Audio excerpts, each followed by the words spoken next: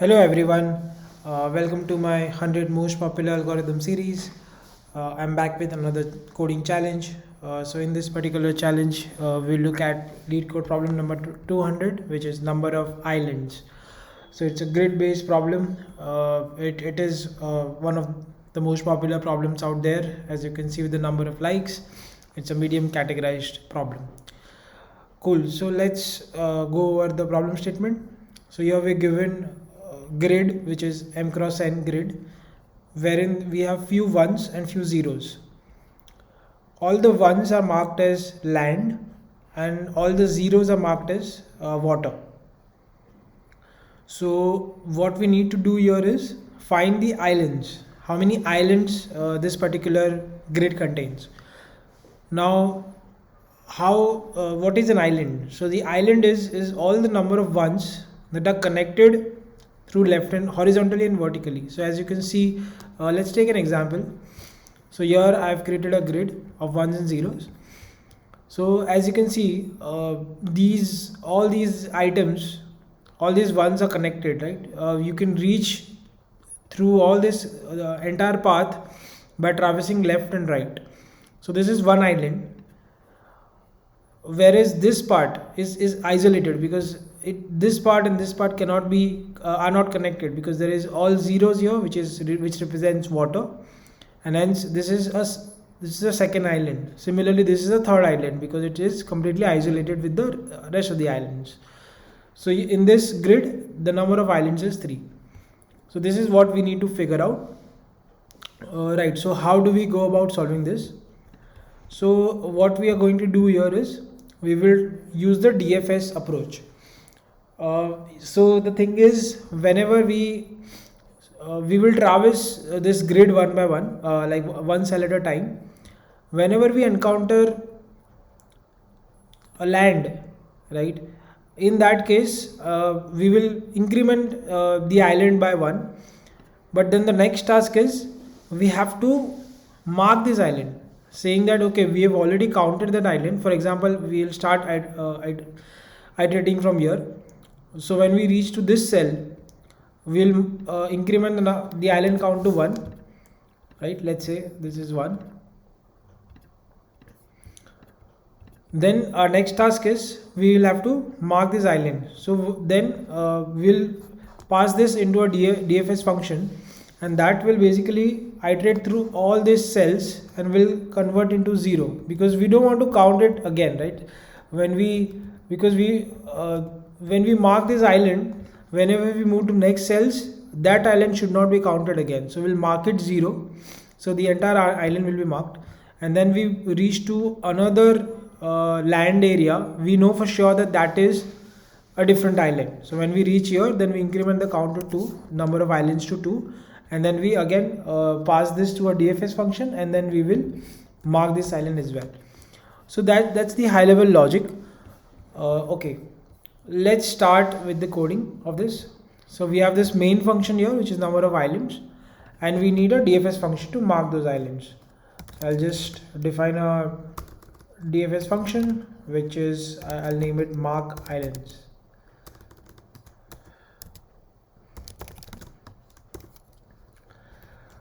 Okay, let's first start with this function, number of the main function. The first thing we need to do is do the sanity check for our inputs. So I'll check if the grid is not present or the grid does not have any rows,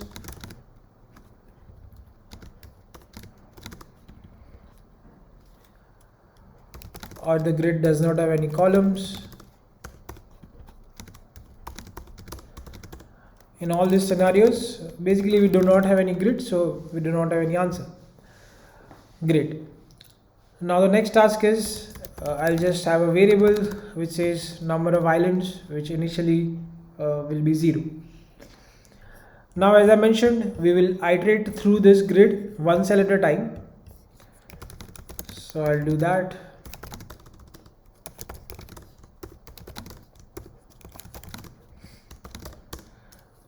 We need 2 for loops because it's a 2-dimensional array. one for the row and one for the column.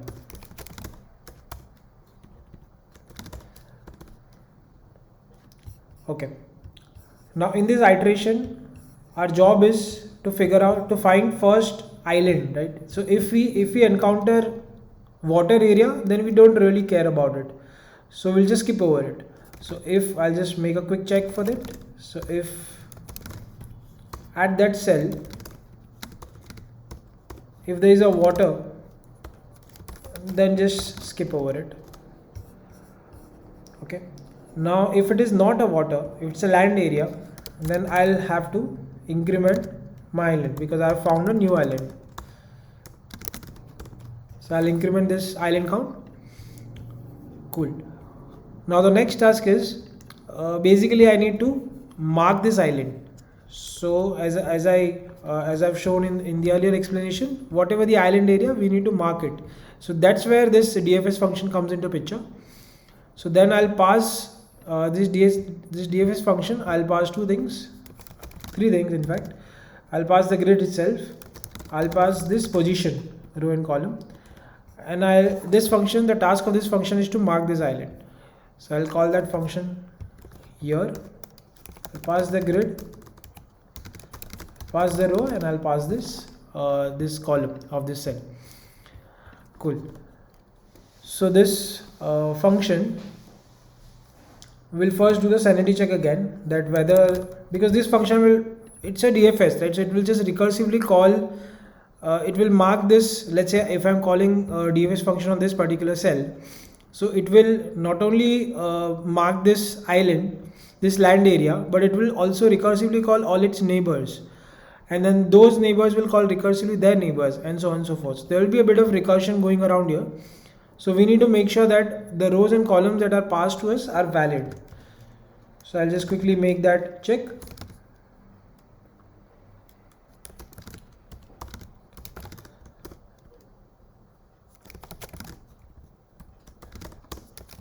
If my row is out of bound, then I'll return. If my column is out of bound, then I'll return 2. I don't have anything to do because that's not a valid cell.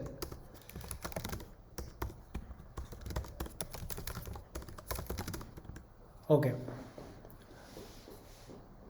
Then the next thing we need to check is this particular cell is island or not. So if it's a water area, then we know that we don't have to go further, right? Because it's a water area, so the island, at least this part of the island, is finished. So I'll just make that check.